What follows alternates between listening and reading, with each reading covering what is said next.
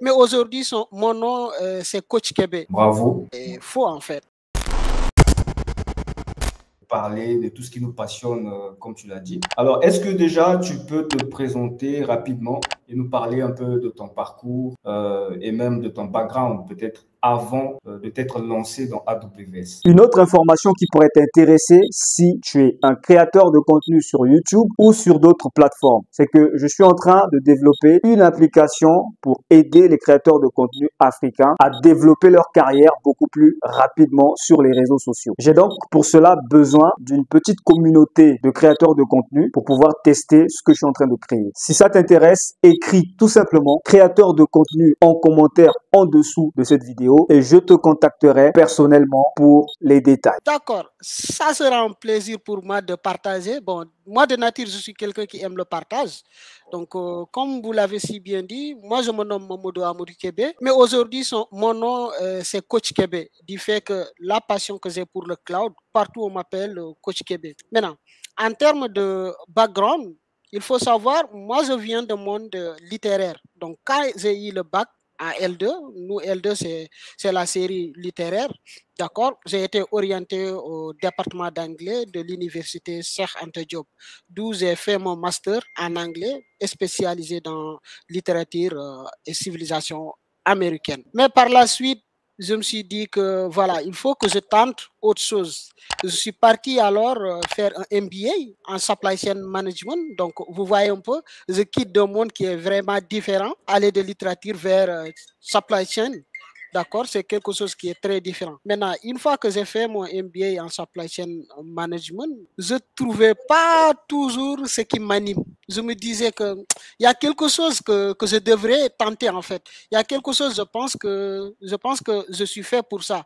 Et donc, c'est là l'idée m'est venue d'aller passer sur le cloud.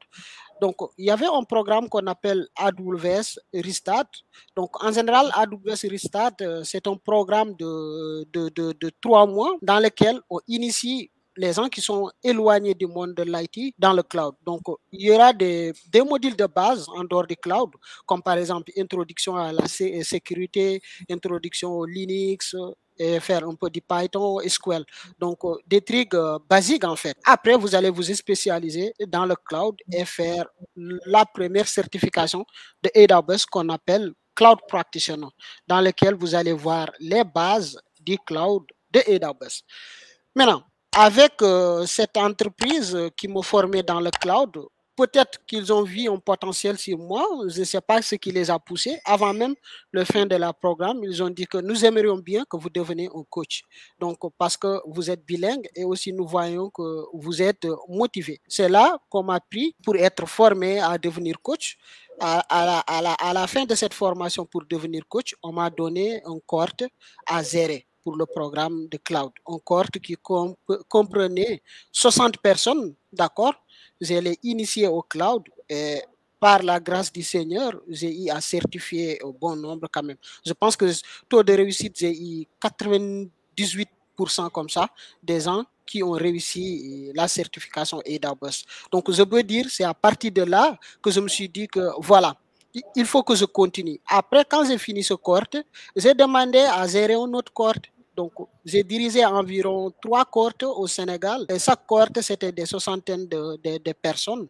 Et à la fin, qui sont toujours certifiées. Maintenant, avec cette même entreprise, j'ai eu l'occasion d'aller au Congo-Brazzaville afin de former des gens, des étudiants de l'université Denis Sassou Nguesso. Donc, on avait un programme Restart où on devait parler en tout cas du cloud pendant encore 3 mois. Et ce fut un très, très, très, très bon séjour. Et ça fait partie des expériences qui me marquent en fait. Parce que c'était ma première fois de sortir de mon territoire. C'était mon premier voyage à l'international et franchement, je ne l'ai pas regretté. Une fois que j'ai terminé avec ce cohorte Brazzaville, donc je suis revenu au Sénégal. Il y a une autre entreprise qui m'a contacté pour lequel aujourd'hui je travaille, qu'on appelle le Cloud Facile. Je suis venu avec notre T7.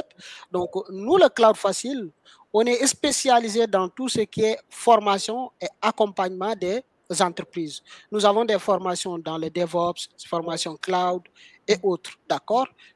Et aussi, nous avons un site e-learning où nous disposons des cours selon la convenance des apprenants. Donc là-bas aussi, avec le Cloud Facile, jusqu'à une année avec eux, où chaque mois, on organise des cohortes de AWS, Cloud Practitioner, Kubernetes, DevOps et autres.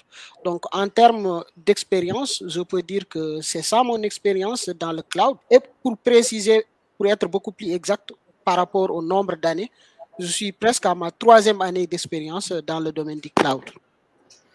Waouh, bravo, bravo, c'est beaucoup de choses que tu as accompli en à peine 3 ans, donc c'est à féliciter. Donc du coup, c'était bien de préciser 3 ans, parce que justement j'allais demander, est-ce que tu pouvais nous situer un peu maintenant au niveau de la chronologie du temps? Genre tu commences littéraire, tu es branché dans le monde anglophone et tout, et après tu sens que bon, tu sais parler maintenant, tu sais t'exprimer, tu connais plus ou moins la civilisation américaine, mais que ça te suffit pas. Il faut essayer autre chose. Tu parles de le supply chain. Supply chain, c'est la gestion, je pense, des chaînes d'approvisionnement, trucs. Oui. Et là aussi, ça colle pas. Et après, tu te retrouves dans Restart. Comment tu te retrouves dans Restart?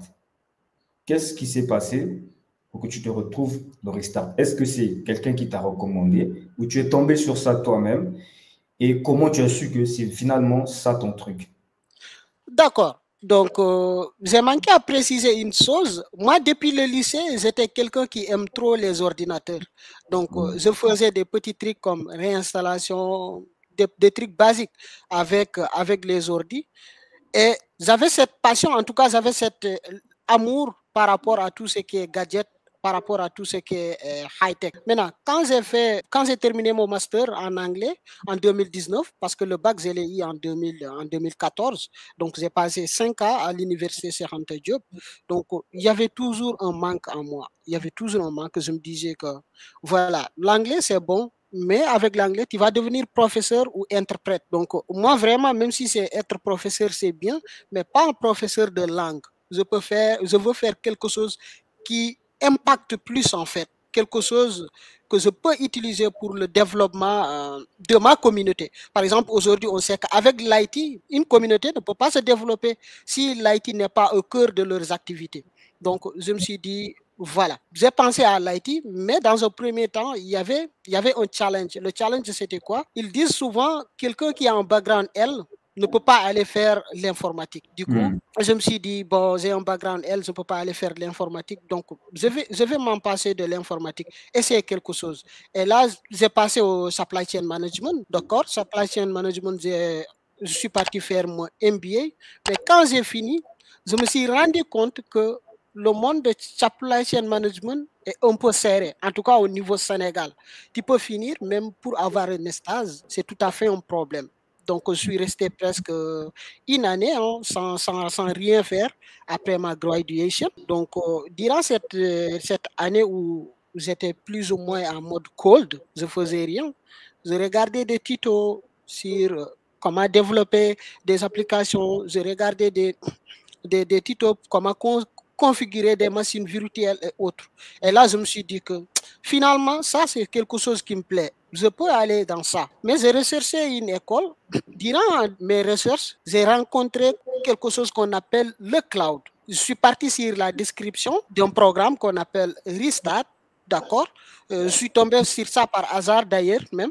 Donc, je suis parti sur la description de ce programme. On a détaillé la description comme quoi que le programme initialement était pour des retraités de guerre et autres. Donc, initialement, en tout cas, le but de ce programme, c'est pour, en tout cas, aider les gens qui sont éloignés du monde de l'IT.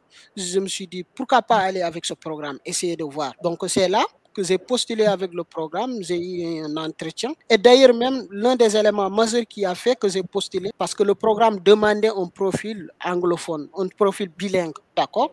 Donc, je me suis dit, bon, je vais aller avec ça. Quand je suis parti avec le programme Restart, je n'ai pas regretté. Parce que durant ces 3 mois, je me suis rendu compte de tout ce que les gens disaient, comme quoi que pour devenir un informaticien, il faut forcément venir des séries S. C'était tout à fait faux, en fait. Bon, c'était pas totalement vrai, hein, même si ça demande mathématiquement, il y a des choses qu'on te demande, mais avec la motivation, avec la détermination, tu peux y arriver. Donc, j'ai fait le programme. Après le programme, je me suis dit, bon, voilà, moi, maintenant, j'ai le Cloud Practitioner. Qu'est-ce qu'il me faut d'autre? Donc, c'est là que je suis parti faire le AWS Solution Architect. Une fois que j'ai fini le AWS Solution Architect, j'ai fait le développeur tout en étant formateur en même temps. Et ça m'a facilité les choses. Ça a augmenté mon amour pour l'IT et pour le cloud en particulier. Très bien. Donc, tu es un briseur de mythes. Tu rigoles pas avec ça. Ouais, je démystifie. Ouais, super, c'est super.